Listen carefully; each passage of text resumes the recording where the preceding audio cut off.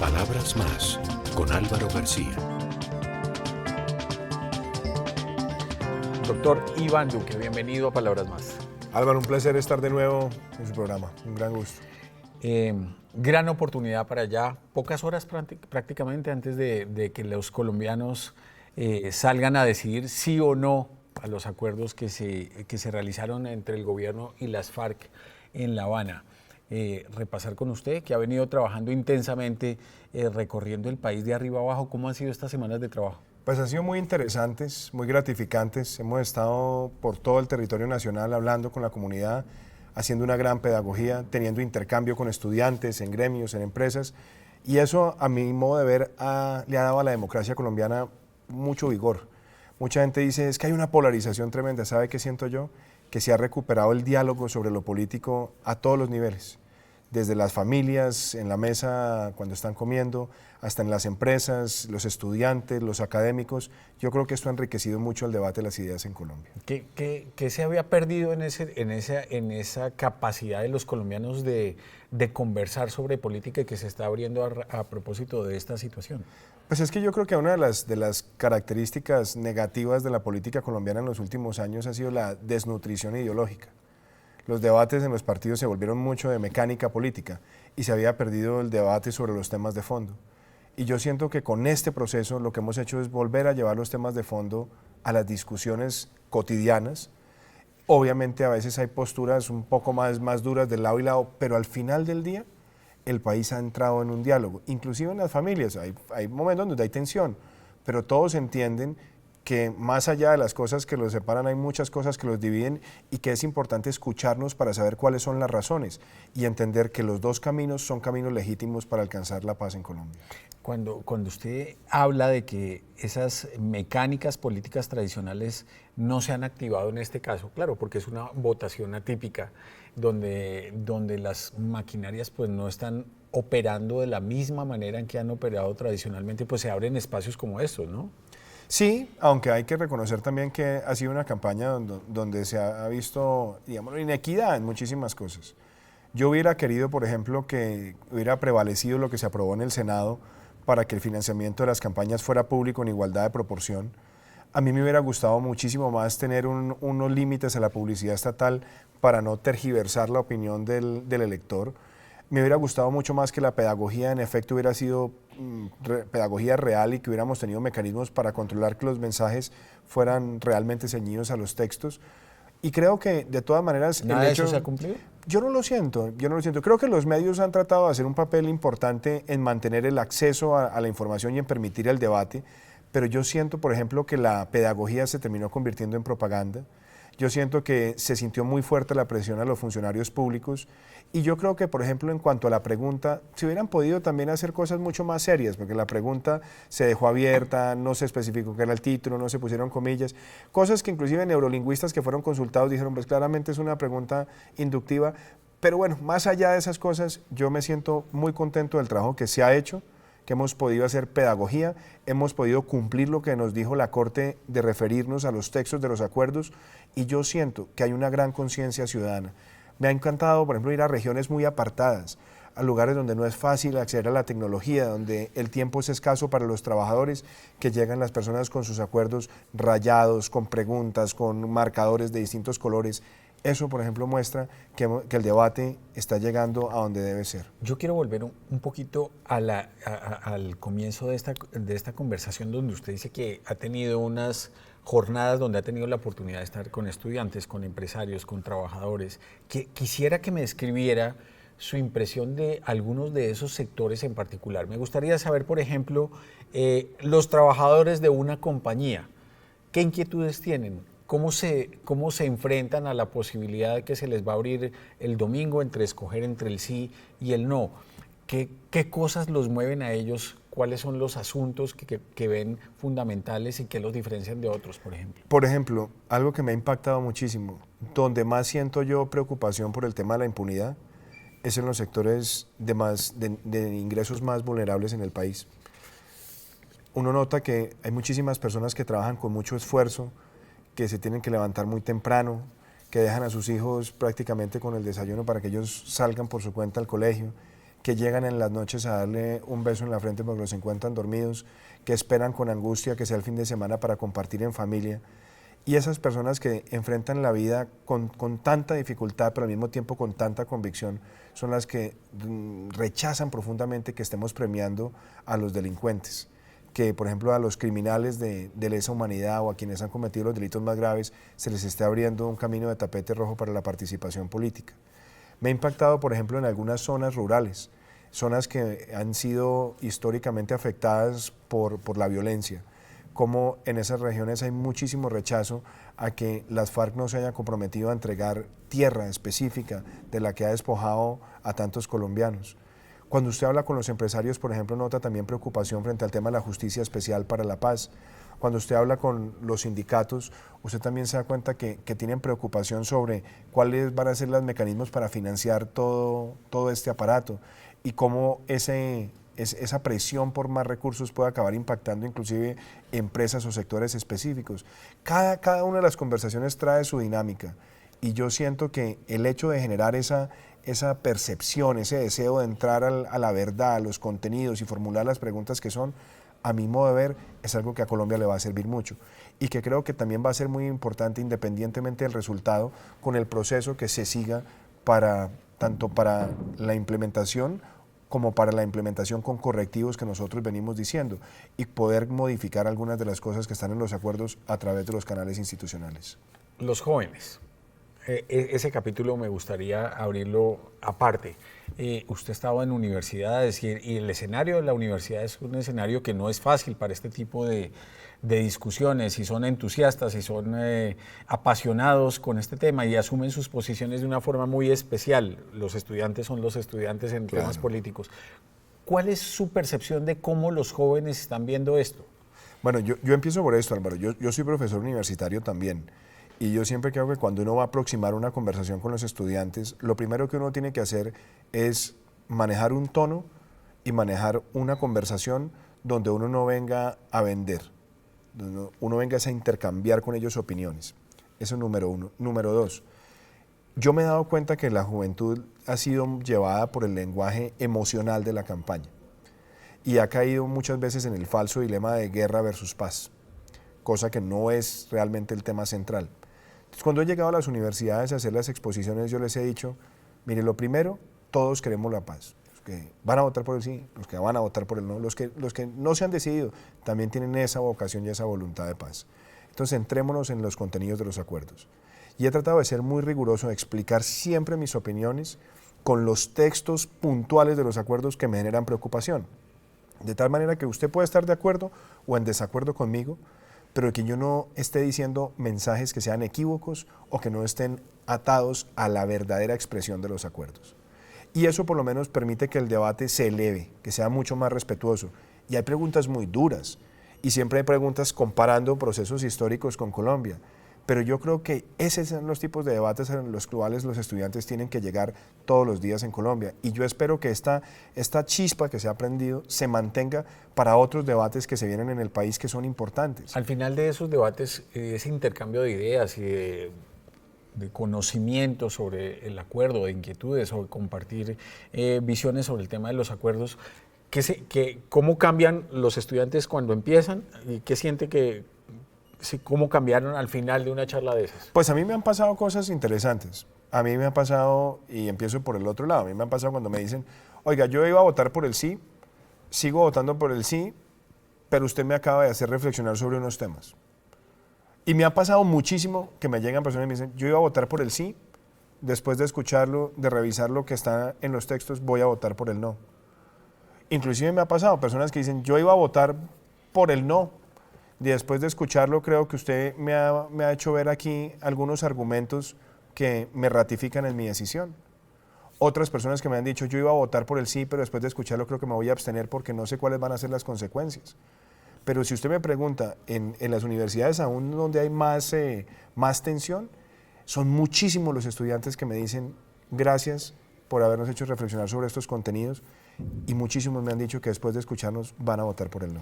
El tema de la abstención, ¿cuáles son los cálculos que hace usted sobre cuánta gente va a votar, cuál va a ser el nivel de abstención en relación con el histórico en Colombia?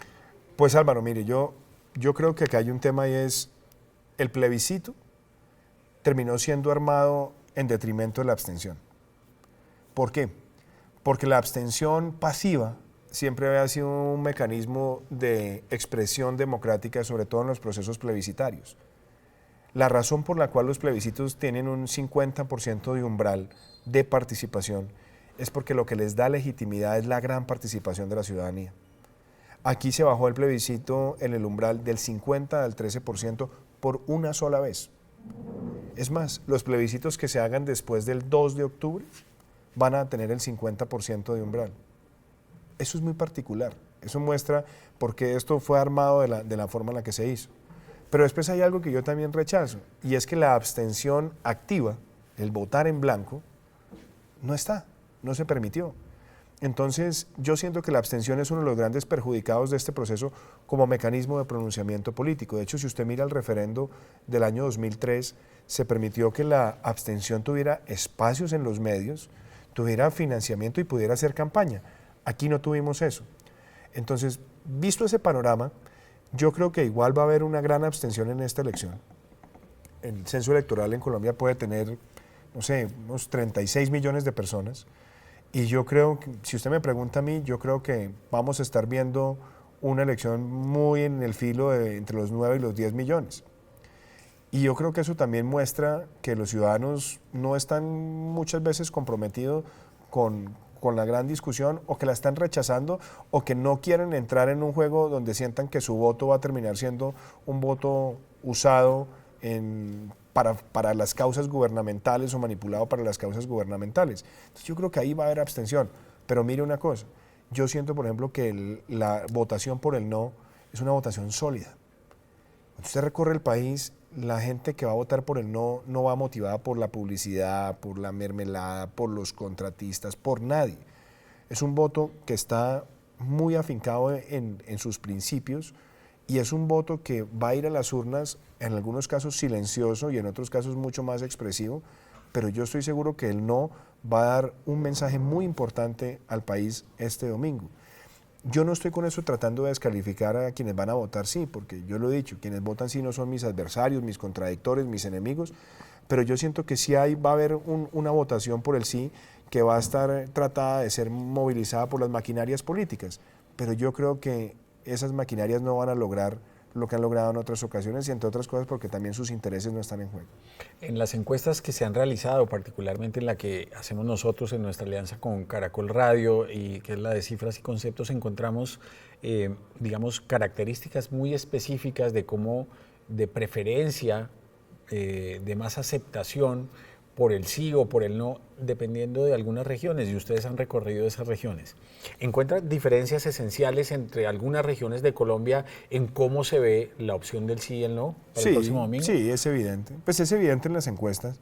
O sea, si uno mira regiones como regiones, pues obviamente en la costa se ve más marcada una tendencia de pronto hacia el sí. ¿Por qué? Yo creo que hay que desagregar, porque en la costa hay un voto rural y hay un voto urbano. Yo, por ejemplo, creo que en Cartagena, donde estuve ayer y hoy, en Cartagena yo sentí en la calle una presencia muy fuerte del no. No es igual de pronto en Barranquilla, de pronto es distinto en Santa Marta. Entonces, el voto urbano en la costa se va comportando de manera distinta. Yo siento un Boyacá, por ejemplo, muy fuerte en el no, yo siento una Antioquia fuerte en el no, yo siento un eje cafetero fuerte en el no, yo siento un Meta fuerte en el no. Entonces, yo estoy viendo esas tendencias, y me parece que son tendencias que muchas veces se explican de pronto por la sensibilidad hacia ciertos mensajes, la participación de algunos personajes, la participación de algunos miembros del sector privado. Siento que esas discrepancias ahí están, pero a mí lo que me da tranquilidad de todo esto es lo que hemos nosotros logrado en una campaña por el no, donde la hemos centrado en argumentos, en ideas, en pedagogía, donde los recursos no han sido, digamos, nuestro mayor detonante de actividad, sino han sido las incansables horas de pedagogía en todo lugar, con los miembros de nuestro partido, cuando es nuestro partido, pero también de los que están por el no, que no pertenecen a las estructuras del Centro Democrático o de otros partidos. Creo que le ha enriquecido el debate las conferencias del expresidente Pastrana, de Jaime Castro, de Rafael Nieto, de Arturo Yepes, de José Gregorio Hernández, de Daniel Reisbeck. Hay personas que han surgido también en todo este debate del no de manera espontánea, de manera autónoma, y también han enriquecido ese debate. ¿Bogotá cómo la ve? Pues sabe que en Bogotá siempre han dicho que Bogotá es una plaza casi que ilegible antes de elecciones.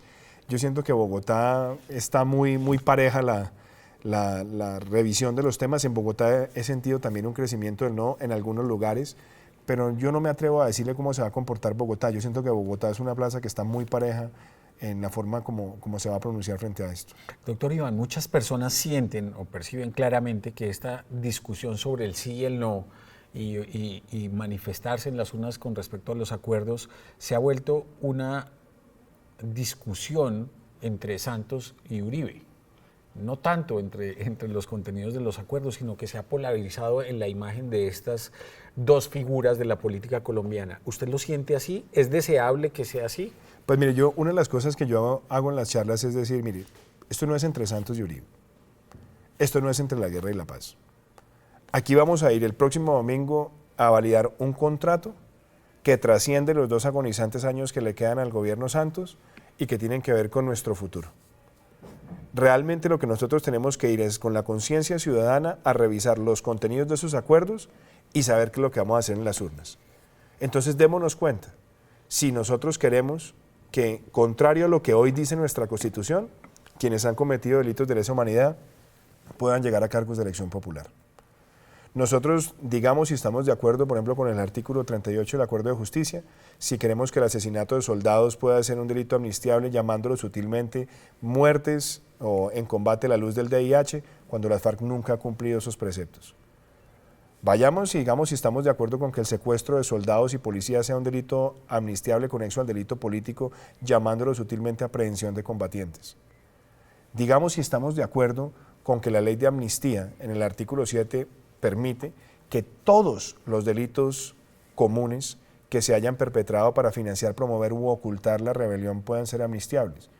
Y digamos si estamos de acuerdo que el artículo 60 del Acuerdo de Justicia establezca que si usted es un máximo responsable de crímenes de lesa humanidad y entre comillas dice toda la verdad, no tendrá cárcel, prisión o medida semejante que no guarda proporcionalidad y efectividad a la luz de lo que la propia Corte Penal Internacional ha hecho.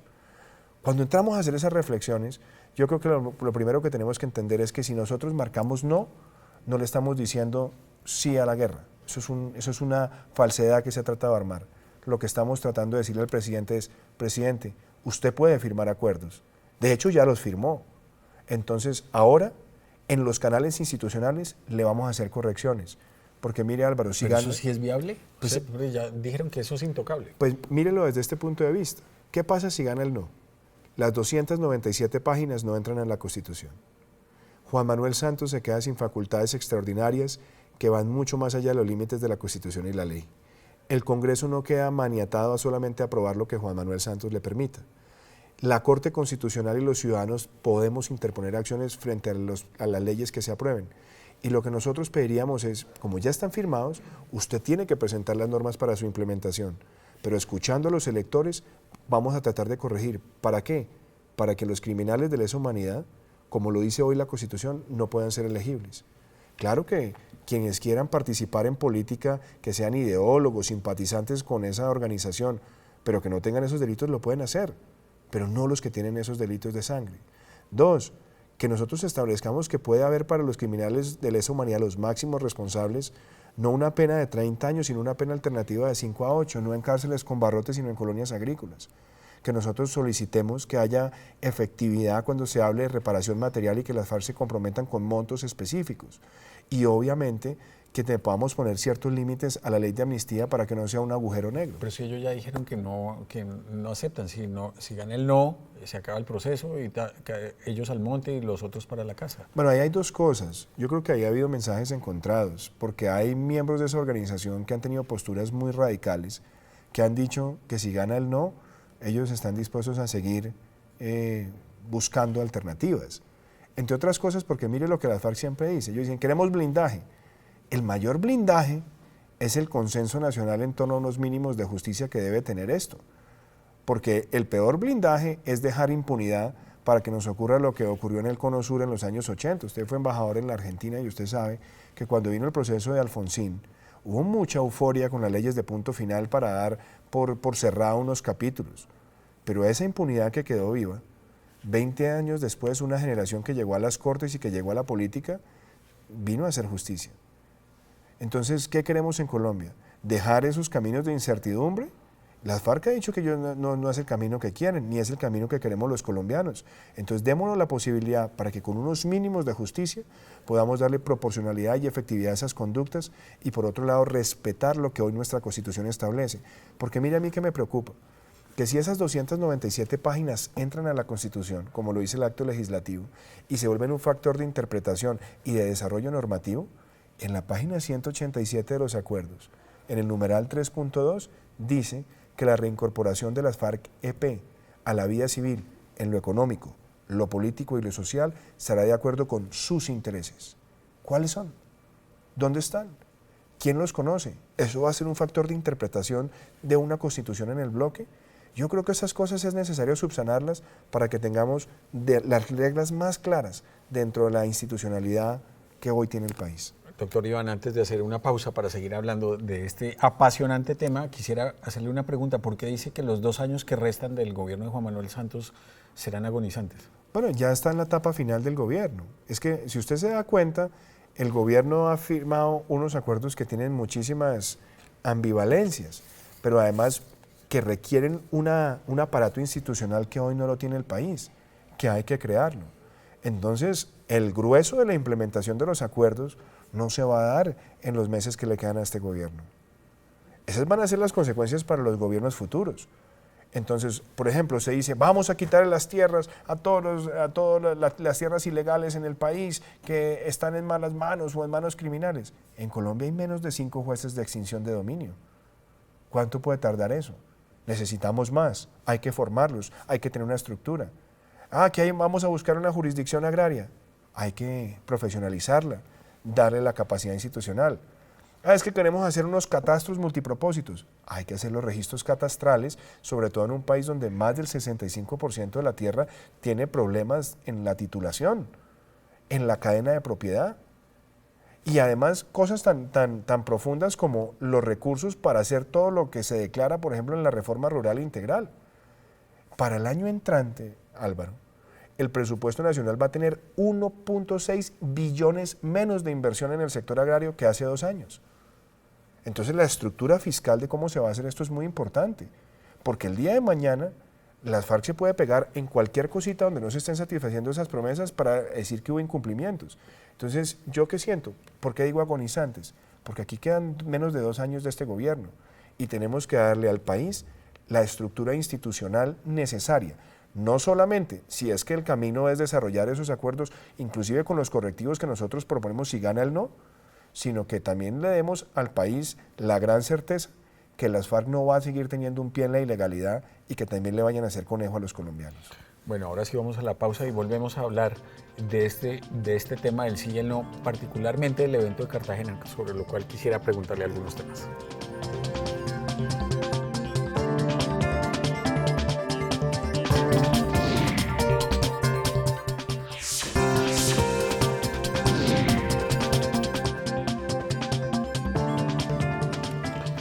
Doctor Iván Duque, su impresión de lo que pasó en Cartagena, en la ceremonia, en el evento público donde se firmaron los acuerdos en Colombia entre el gobierno y las FARC. Bueno, yo pensaría, Álvaro, primero que fue un acto de campaña que una ceremonia de carácter nacional, porque claramente estaba premeditado hacerlo a pocos días de las elecciones. Yo creo que eso desconcertó a muchas personas y generó rechazo en muchas personas, no solamente de quienes vamos a votar no, sino también de personas que inclusive pensaban votar sí. Yo creo que también tanto pompo, tanta fanfarria, tanto derroche en momentos donde el país está teniendo dificultades económicas también es cuestionable. pero yo creo que lo más duro también es la inconsistencia entre muchas de las cosas que se dijeron en esa ceremonia y las declaraciones que habían dado a pocas horas antes a algunos de los cabecillas de las FARC.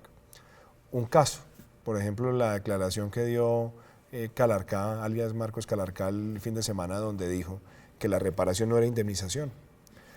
Eso quiere decir que no hay un compromiso claro con los recursos. Alias Joaquín Gómez, 2 días antes, estaba diciendo también que la reparación económica no se había hablado y que la reparación la tenía que ejercer era el Estado. Entonces, ese tipo de cosas yo creo que también fueron generando cuestionamientos. Y me parece que la forma en la que alias Timochenko presentó su perdón, ¿no? Dice, ofrezco perdón. Yo creo que perdón sin consecuencias es muy fácil. Hubiera sido interesante que esa solicitud de perdón fuera acompañada también de la realidad, y es que muchas de esas consecuencias requieren mínimos de justicia, sobre todo para quienes ostentaban la mayor responsabilidad de esa organización. Entonces, yo creo que es un evento que, la verdad, deja muchos más sinsabores que emociones. ¿Qué importancia le otorga a la presencia de la comunidad internacional con los presidentes de varios países, secretario de Naciones Unidas, etcétera? Bueno, yo siempre he creído que el mundo de la diplomacia siempre ha sido muy sensible a los temas de la paz. Yo recuerdo que hace 22 años, por ejemplo, se firmaron los acuerdos de Oslo entre Israel y Palestina, y también hubo muchísimo júbilo internacional. Hubo premio Nobel, hubo firma en la Casa Blanca, el presidente Clinton jugó un papel de protagonismo mediático muy grande, y las consecuencias después, pues desafortunadamente no han sido las mejores. Entonces yo creo que una es la diplomacia, y no necesariamente esa diplomacia activa la realidad de la paz, porque la realidad de la paz realmente tiene que ver es cuál es el comportamiento interno de una nación y los compromisos reales de las partes. Y fuera de eso también encontré algunas inconsistencias. Por ejemplo, el presidente del Perú, Pedro Pablo Kuczynski, estuvo muy entusiasta, dio declaraciones en favor de los acuerdos, y antes de regresar a Lima, ante una presión de un grupo político simpatizante con las ideas de Sendero Luminoso sobre el derrumbe de un mausoleo que tenían algunos de los miembros de esa organización, la respuesta que dio Pedro Pablo Kuczynski fue: yo no negocio con terroristas. Me pareció un poco simpática esa declaración. Y después veo también la actitud del gobierno español, que es interesante, porque el rey Juan Carlos viene a Colombia, participa en la ceremonia, pero en España hay una decisión de Estado, por ejemplo, donde el crimen de sangre no permite la elegibilidad política. Y hay un caso reciente que fue el de Arnaldo Otegi, que aspiró a ser lendacario presidente del País Vasco, donde su sanción por haber hecho apología del terrorismo le fue ratificada por la Corte y le impidió la elegibilidad. Entonces, la comunidad internacional también tiene a veces esas ambivalencias. ¿Qué puede entender uno? Pues que la comunidad internacional también se maneja bajo el parámetro del libre desarrollo de los pueblos, y por esa premisa pues vienen y respaldan y participan en un evento diplomático. Pero yo creo que en la realidad los factores de impunidad que están en los acuerdos, los factores de premio a conductas como el narcotráfico, la minería ilegal, el lavado de activos, son muy pocos los países en el mundo que estarían dispuestos a dar semejante fiesta de impunidad. Hablando de ese tema, usted lo acaba de mencionar, el tema del premio Nobel. Se conocieron hace pocas horas algunas informaciones de agencias internacionales y de medios en Europa donde se reporta la posibilidad cierta de que el premio Nobel de Paz sea otorgado a Colombia en cabeza de Juan Manuel Santos y de Timochenko de las FARC por haber alcanzado estos acuerdos. ¿Qué opina de eso? Pues yo pienso que, la verdad, primero, el premio Nobel de Paz desafortunadamente ha venido teniendo descréditos históricos. Ha tenido momentos donde han sido entregados a personas que no tienen ni la legitimidad suficiente para decir que han sido verdaderos defensores de la paz, y por otro lado también se le ha entregado a personas que han tenido graves antecedentes de violencia. Yo, por ejemplo, creo que el caso de Yasser Arafat, pues a mí me parece cuestionable por cosas que él cometió, que se lo hubieran podido entregar a otras personas que realmente fueran legítimos voceros de una causa pacifista dentro de la comunidad palestina. Pero bueno, ese no es el debate ahora. Ahora lo que tenemos que ver es si realmente se le va a entregar el premio Nobel a una persona como Alias Timochenko, que ha cometido los peores crímenes en la historia de este país, o que ha participado de ellos en su condición de miembro del secretariado. Claramente, si eso ocurriera, yo creo que es una gran deslegitimidad la que adquiriría ese premio, sobre todo con la sociedad colombiana. Y creo también que en el caso del presidente Santos, que él se ha empeñado en sacar ese premio adelante, pues a mí me parece que sería un premio demasiado costoso. ¿Cuánta impunidad representa un premio Nobel para una sociedad? Yo creo que es en estos momentos donde las vanidades y los deseos personales tienen que hacerse a un lado y entender que lo más importante, más allá de los reconocimientos internacionales, hay que buscar es los consensos nacionales. Nunca se nos permitió, por ejemplo, que las posturas nuestras frente a los temas de justicia pudieran ser consideradas, ni siquiera antes de ser presentadas al público. Yo participé en una reunión con otros dirigentes de mi partido el año pasado, con el ministro Yesir Reyes y con Manuel José Cepeda, para evaluar los temas de justicia y los acuerdos, inclusive antes de que fueran publicados. Y cuando hicimos las mismas observaciones que hacemos hoy, que son legítimas en defensa de la Constitución, que son legítimas a la luz de los tratados que Colombia ha suscrito, la respuesta siempre es: eso ya está acordado, eso ya está firmado, eso ya no se puede. Entonces, me parece a mí que el no haber dado la posibilidad para que el pueblo colombiano se escuchara como un todo, para poder hacer estos correctivos antes, inclusive de darlos a conocer, pues me parece que no son legitimidad suficiente para ganarse un premio Nobel de Paz. ¿Cómo ha visto a los medios colombianos frente a todo este proceso? El trabajo que se ha hecho para divulgar los contenidos de los acuerdos o las posiciones que se han asumido frente al sí y al no. Yo creo que a veces ha habido mucho activismo en algunos medios y en algunos periodistas tomando partido, que eso pues es legítimo en una democracia. Pero yo hubiera deseado de pronto en algunos espacios ver a los periodistas mucho más acuciosos en llegar a la minucia real de los acuerdos y en tener absolutas claridades. Me hubiera gustado, por ejemplo, una prensa que hubiera sido más exigente en darle un poco más de tiempo inclusive a la campaña. Yo creo que 30 días para una campaña tan decisiva en las materias tan delicadas, yo creo que la prensa hubiera sido un factor importante para ejercer una presión sana, de darle un mayor espacio al pueblo colombiano para conocer los acuerdos. Y creo que inclusive hubiera sido más interesante que algunos periodistas no hubieran tomado una postura frente a la opción del no, deslegitimándola o considerándola anacrónica o considerándola guerrerista o considerándola inadecuada, porque hubiera sido mucho más enriquecedor ese debate con un periodismo que está siempre buscando la verdad. Pero si usted me pregunta a mí, por lo menos en lo personal, yo me he sentido muy bien tratado en los espacios que se me han abierto para expresar mis ideas. Yo he podido estar en televisión, en radio, en medios impresos y hacerlo con amplitud y exponiendo mis argumentos. Pero yo creo que, por ejemplo, en las regiones muchos medios también se vieron intimidados por la presión de alcaldes y gobernadores, por la presión también del propio gobierno nacional, por la enorme pauta que tiene también el gobierno nacional con muchos medios. Entonces creo que esas cosas servirían para corregirse. Y de hecho, déjeme decir algo. Una de las obsesiones que yo he tenido en mi trabajo en el Senado ha sido reglamentar la publicidad estatal. Nosotros presentamos un proyecto, desafortunadamente el proyecto ya en el tercer debate en la Comisión Sexta de Cámara tuvo muchos adversarios y no salió adelante, pero lo que buscaba era que en Colombia la publicidad estatal estuviera mejor regulada, de manera más transparente, y que los medios jamás se pudieran sentir presionados por la pauta como un mecanismo para silenciar o para hacer promoción específica de los intereses del gobierno. Un tema vinculado con los medios de comunicación, ya que estamos en esto, es decirle las encuestas.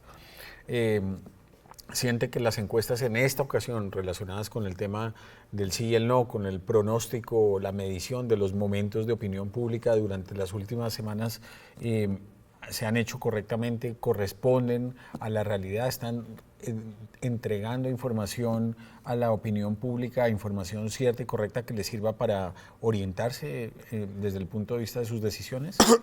Yo creo que en Colombia hay muy buenas empresas encuestadoras, empresas muy serias y empresas que no van a poner su prestigio en riesgo por tomar posturas en favor de una u otra posición, y eso lo tengo claro.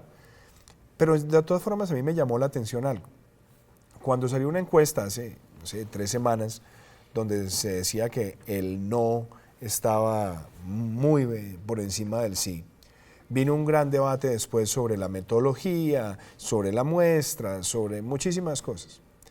Y me parece que se llegó a un consenso entre las encuestadoras que a mi modo de ver no debió existir, porque esos acuerdos metodológicos me parece a mí que le quitan el espacio o el margen de libertad a cada firma de tener una mejor lectura de la verdad. A mí, por ejemplo, me parece que el tratar de segmentar la pregunta solamente con los que dicen que van a votar es engañosa, porque en una jornada donde es una opción del sí o una opción del no y son temas tan abiertos, pues claramente el elector puede llegar a tomar la decisión mañana mismo o el propio día de las elecciones. Entonces, tratar de limitar la muestra de esas expresiones, a mí personalmente me parece cuestionable. Yo lo hubiera dejado abierto. Si usted contestó ¿usted es apto para votar? ¿Está apto para votar? ¿Tiene su cédula registrada? Entonces, ahora sí que me contesta, ¿usted qué quiere? Pero si yo le digo, usted hace un mes, usted va a votar. Usted en ese día podía pensar que sí, pero podía cambiar su decisión en el transcurso del proceso electoral. Me parece que eso genera más confusión en la lectura y en la metodología analítica. Yo personalmente creo que lo hubiera dejado mucho más abierto y hubiera dejado que las encuestadoras tuvieran su libertad metodológica para llegar a la verdad a la cual ellos quieren llegar o llegar a la aproximación de la verdad a la cual ellos quieren llegar. Pero a mí me quedó la sensación que la presión era tal que tuvieron que sentarse todos y establecer una metodología para no asumir costos o preocupaciones de sectores, principalmente el del gobierno. A lo largo de esta conversación usted ha hecho una lista más o menos extensa de los temas sobre los cuales tiene reservas que están contenidos en los acuerdos y cita página específica, punto específico de dónde están ubicados. Pero yo quiero saber, de todos esos, ¿cuál es el que realmente a usted más le preocupa? ¿Cuál es el que realmente siente que puede ser, digamos, una amenaza hacia el futuro en caso tal de que los acuerdos sean refrendados en el sí el próximo domingo? Yo no iría a uno solo, Álvaro, pero trato de acotárselo lo más que pueda. Yo digo, el fenómeno de impunidad es grave. Es grave cuando se da elegibilidad política a quienes han cometido delitos de lesa humanidad, eso es impunidad. Y al mismo tiempo, cuando usted lee los acuerdos, sobre todo ese artículo 36 del Acuerdo de Justicia, es aún siendo sancionado dentro del sistema de verdad, justicia, reparación y no repetición, usted no pierde sus derechos políticos. 2, a mí me preocupa muchísimo que estemos haciendo en el artículo 40 de justicia la enunciación de que no habrá delitos amnistiables si se enumeran, pero después en el artículo 60 dice, si usted los cometió, pero dice toda la verdad, entonces usted no tendrá cárcel, prisión o medida semejante, cuando nosotros hemos firmado el Estatuto de Roma, que en el artículo 77 habla de la pena de prisión. Que claro, usted entiende que para llegar a acuerdos usted puede reducirla sustancialmente, pero no la ausencia. Me preocupa mucho el tema de los recursos. Me preocupa a mí muchísimo que no haya un compromiso claro de las FARC de entregar recursos contantes y sonantes en los acuerdos para reparar a las víctimas. Y que después descaradamente los cabecillas eran a decir, no, es que esto no es indemnización, es que eso lo tiene que pagar el gobierno. Yo creo que me da lástima que tengamos un acuerdo de 161 compromisos, donde 114 los asume el gobierno, 43 el gobierno de las FARC, 3 las FARC y 1 el gobierno y las minorías étnicas, y en los 3 de las FARC no esté el tema de reparación efectiva con montos de esa actividad ilícita y tenga que salir el fiscal general de la Nación a anunciarnos que va a buscar los recursos por donde quiera que sea. ¿Cuánto va a tomar eso? ¿Dónde están? ¿Dónde los va a buscar? ¿Cuánta plata se va a gastar haciendo algo que se hubiera podido acordar? Y déjeme le cierro con esto, narcotráfico. A mí me parece grave que no haya ningún compromiso en la entrega de laboratorios, rutas, abastecedores de precursores químicos, canales de lavado de activos, relaciones con los carteles internacionales, en un momento donde el área sembrada de coca pasó de menos de 50.000 a 200.000 hectáreas en los 3 últimos años. Yo creo que esas son cosas ¿En los que nosotros Estados queremos. Unidos pasará algo con eso o no pasará nada con el tema del narcotráfico específicamente? Usted Bueno, conoce bien ese asunto. Bueno, yo creo que hasta ahora la forma en la que se ha expresado los Estados Unidos ha sido una política de gobierno. Cuando se sepa quién va a llegar a la Casa Blanca, sabremos si será una política de Estado o no. Yo creo que Estados Unidos, por ejemplo, ha manejado un discurso doble, porque cuando usted ve, por ejemplo, las solicitudes de perdón que han hecho para Simón Trinidad, las declaraciones hasta ahora que ha dado el gobierno americano es: nosotros no estamos metiendo este asunto en nuestra participación. Es decir, separando las decisiones de los jueces con la política de la Casa Blanca. Y por otro lado, yo creo que los riesgos de narcotráfico están allí. Y estoy seguro que Estados Unidos no va a quedar tranquilo con ese aumento de los cultivos ilícitos y que también va a ejercer muchísima presión diplomática para que no haya la tentación o que no haya un doble papel entre estar haciendo política y tener un piecito en la actividad del narcotráfico. Pero mi pregunta central es: ¿y si los acuerdos nos están dando la posibilidad de ser efectivos? Porque mire, en los acuerdos se habla mucho de sustitución voluntaria y también se habla de la cesación de la acción penal para los cultivadores. Entonces, cuando está creciendo el área sembrada, la cesación de la acción penal también es una gabela o es un incentivo o es un boquete que se le está abriendo para que nuevos canales ilícitos se apoderen del negocio valiéndose de esa ventaja que quedó escrita en los acuerdos. Esas son cosas graves, Álvaro. Usted es experto en temas económicos. De manera sencilla y clara para todos los que no lo somos y nos pueden estar acompañando en este momento, su visión desde el punto de vista económico y financiero de la realidad del país versus los compromisos adquiridos en los acuerdos. Bueno, el tema se lo voy a poner de la forma más clara posible. Hoy el país tiene un hueco fiscal de 34 billones de pesos. Viene una nueva reforma tributaria, donde los expertos han sugerido ponerle IVA a los huevos, a la leche, al queso fresco, a la carne, al pollo, al queso. El 5%, igual afecta a los sectores vulnerables de la población. Donde está proponiendo una tarifa del IVA del 19%, donde está proponiendo aumento del impuesto a la gasolina del 30%, donde está proponiendo impuesto a las bebidas azucaradas, donde está proponiendo impuestos a pensiones, donde está proponiendo impuestos verdes. Toda esa sumatoria, toda esa combinación, apenas da un recaudo de 14 billones de pesos. Pero si ellos aplican que se pueda deducir el IVA para las inversiones de capital que son necesarias en el país, el recaudo queda en 8.5, seguimos con un hueco de 24 y todavía no hemos empezado a gastar un peso en lo que está escrito en esas 297 páginas. ¿Eso cuánto vale lo que está escrito? Entonces, ¿puede hacerse un cálculo? hay quienes han tratado de hacer cálculos aproximados. Por ejemplo, el Bank of America habló que era 198 billones, Fedesarrollo ha hablado de 98. Hay otros que dicen que solamente la primera parte, focalizada en 144 municipios, pueden ser 30 billones. Pero la verdad yo creo que el cálculo más aproximado que podríamos hablar es el que tiene Fedesarrollo. Habla de 98 solamente con lo que está en el papel. Porque mire también otra realidad. Acá se hizo una misión rural. Y la misión rural, que estaba examinando cómo cerrar las brechas del campo, dijo que esto puede costar 198 billones en 13 años. Eso quiere decir que vamos a tener que darle más de 12 billones al sector agrícola al año en inversión, que hoy no la tiene. Entonces, la pregunta es, si todo el esfuerzo que estamos haciendo con esta reforma tributaria es apenas para intentar tapar una parte del hueco existente, sin hablar de lo que viene a futuro, ¿con qué se va a financiar lo que viene a futuro? Y a mí me parece que el gobierno no ha jugado con las cartas claras porque la reforma tributaria la ha tenido aguantadita, no la muestra y la va a radicar después del domingo.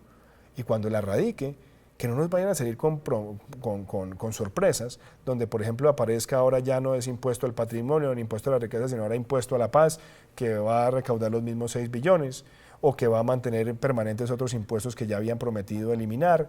Entonces me parece que la discusión no es menor, entre otras cosas, porque como la economía se está desacelerando, ya no crece al 4.5 sino al 2, si usted la economía la sigue sobrecargando de impuestos, lo único que va a hacer es disuadir la inversión, desacelerarla aún más y con toda esa incertidumbre institucional que también está en los acuerdos, pues hacer que muchas inversiones en el país digan, ¿sabe qué? Yo me aguanto mi plática hasta ver cómo queda el muñeco al final. Efectos electorales, pensando en el debate presidencial que se viene, que ya está en el horizonte de la decisión que se va a tomar este domingo. Pues Álvaro, yo he tratado de ser muy respetuoso en eso. Yo creo que la decisión que vamos a tener este domingo es una decisión de los ciudadanos. Sí, hay partidos que hemos estado involucrados en las campañas, pero yo no quiero referirme a esto simplemente como un asunto partidista. Yo quiero que los ciudadanos vayan y voten libremente en una decisión personal sobre el tipo de país que ellos quieren. No que estén pensando si esto le va a beneficiar al uno o va a beneficiar al otro, sino que lo hagan a conciencia. Y esa conciencia colectiva se va a ver representada en la elección del 2018 defendiendo los mismos principios, en justicia, en la implementación, en otras cosas. Yo creo que lo que hay que abrir también después de esta jornada del domingo es que los otros temas nacionales, que son gruesos e importantes, adquieran el protagonismo que tiene de cara al 2018. Este país necesita una agenda de recuperación económica buena, con una transformación productiva en lo industrial, con una lucha contra la informalidad, con una reducción del tamaño del Estado para aliviar la carga tributaria, con una mejor focalización de los recursos en los más vulnerables. Este país necesita discutir a fondo una agenda anticorrupción, de verdad, donde nosotros podamos ponerle coto a los abusos que se están presentando en los planes de ordenamiento territorial, a que podamos imponer cárcel a los candidatos que se vuelan los topes de las campañas, donde podamos limitar esa contratación directa o esos proponentes únicos que se ven en muchísimos lugares, o que la contratación social se esté volviendo un agujero negro donde llegan contratistas y llega la manipulación de unas mafias clientelares. Esas son las cosas que el país también quiere empezar a resolver. El tema de salud. Este país tiene que empezar a encontrar soluciones a los problemas estructurales y no solamente quedarse en el debate de una minoría armada. Entonces yo siento que hay un compromiso que tenemos de aquí al domingo y después hay unos temas que se abren de cara a la elección presidencial y congresional del 2018 donde queremos estar participando. ¿Y usted qué va a hacer el domingo? Yo el domingo voy a ir a votar temprano. Me gusta madrugar a votar, es una costumbre que tengo de familia. Voy a estar visitando algunos puestos de votación, voy a saludar a algunos de los testigos que vamos a tener, voy a tratar de almorzar en familia, que también es una tradición que tenemos, y estar en la tarde con todas las personas que han trabajado durante este periodo esperando los resultados. Bueno, doctor Iván, gracias por haber aceptado esta invitación muy interesante. Pocas horas antes ya de la votación del próximo domingo, escuchar sus puntos de vista sobre todo este asunto, y la semana entrante repasaremos con usted y reflexionaremos y miraremos los efectos de cómo votaron los colombianos, si por el sí o por el no, y de qué proporción. Muchísimas gracias, Álvaro. Verdadero placer.